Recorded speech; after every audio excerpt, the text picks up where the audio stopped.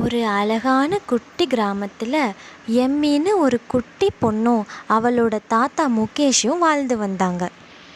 எம்மிக்கு அம்மாவும் அப்பாவும் கிடையாது. அவளோட தாத்தா தான் அவளை ரொம்ப அரவணைப்போடு வளர்க்குறாரு. எம்மியும் அவளோட தாத்தா முகேஷும் ரொம்ப ஏழ்மையான குடும்பத்தை சேர்ந்தவங்க. அவங்களுக்குன்னு சொந்தமாக இருக்கிறது ஒரு ஓலை குடிசையும் 2 ஆட்டுக்குட்டிகளும் தான். அதை வளர்த்து தான் அவங்க 2 பேரும் வாழ்ந்து வராங்க. மழை காலம் ஆரம்பிச்சிடுச்சு. அந்த ஊரில் வெள்ளம் ரொம்ப பெருக்கெடுத்து ஓடிக்கிட்டு இருந்துச்சு. அந்த நேரத்தில் எம்மி முகேஷ் அவங்களுடைய வீட்லேயும் தண்ணி ரொம்ப அதிகமாக வர ஆரம்பிச்சிடுச்சு.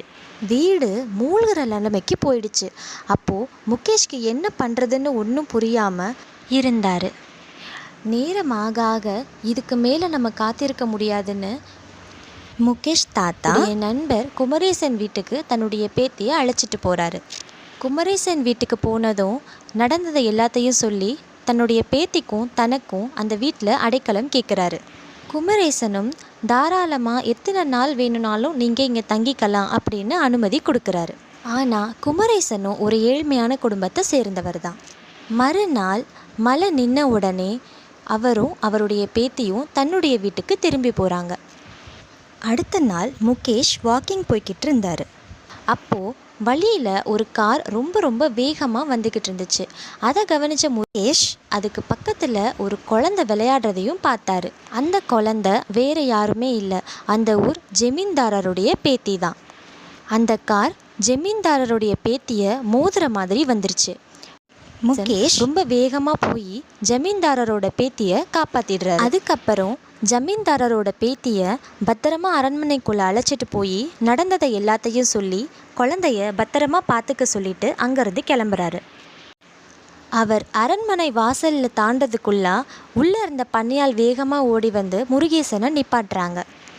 முருகேசனை ஜமீன்தார் அழைச்சதா சொல்லவே மறுபடியும் அரண்மனைக்குள்ளேயே போகிறாரு முகேஷ். ஜமீன்தார் நடந்த எல்லாத்தையும் கேட்டதுக்கப்புறம் முகேஷனை அழைச்சி அவருக்கு நன்றி சொல்லி விருந்தும் வைக்கிறாரு.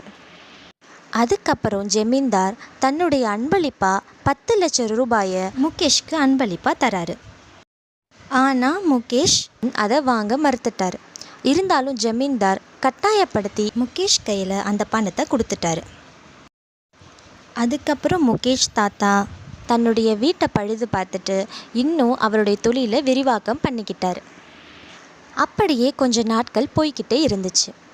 அதுக்கப்புறம் ஒரு நாள் முருகேசன் வெளியே உட்காந்து பேப்பர் படிச்சுக்கிட்டு இருந்தார். அப்போது அந்த தெரு வழியாக போன 2 பேர் தனக்கு உதவி செஞ்ச குமரேசன் ரொம்ப பண கஷ்டத்தில் இருக்கிறதா பேசிக்கிட்டு போகிறத அவர் கேட்டார். செய்நன்றி மறவாத முகேஷ் தனக்கு உதவி செஞ்சவருக்கு கைமாறு செய்கிற விதமாக 10 கறவை மாடுகளை வாங்கி குமரேசனுக்கு அன்பளிப்பாக கொடுக்குறாரு. தக்க சமயத்தில் நம்ம செய்கிற உதவி எப்போவுமே நமக்கு கை கொடுக்கும். எந்த பதிலுதவியும் எதிர்பார்க்காம குமரேசன் முகேஷ் தாத்தாவுக்கு செஞ்ச உதவியினால் இன்றைக்கி குமரேசனுடைய பொருளாதாரம் ஏறியிருக்கு.